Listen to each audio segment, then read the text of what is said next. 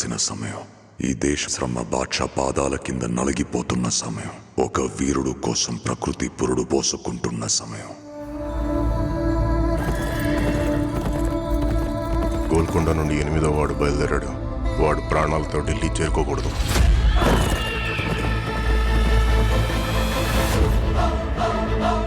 ఇది నేను రాసే చరిత్ర. సింహాసనమా, మరణ శాసనమా?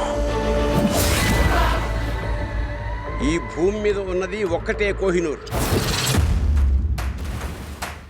దాన్ని కొట్టి తీసుకురావడానికి తిరుగులేని రామబాణం కావాలి.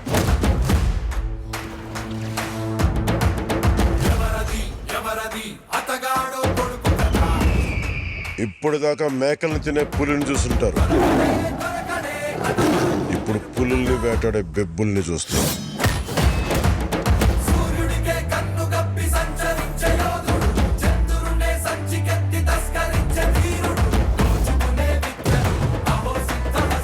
సర్దుకోలేకపోతున్నాను, సాయం చేస్తావా? దశమి రోజు పంచమిని విడిపించాలన్నమాట.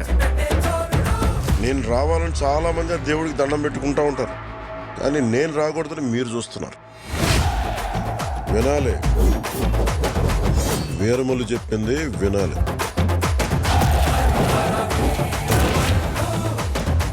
నువ్వు మా వెర్రివిస్తున్న మామయ్యవు కదూ.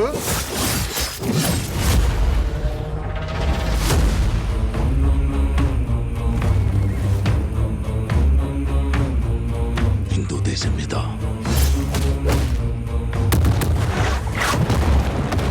పవిత్రమైన మన జెండా గర్వంగా ఎగరాలి.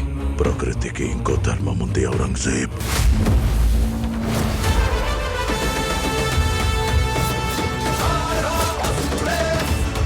ఇది క్రూర మృగాలు తిరిగే చోటు.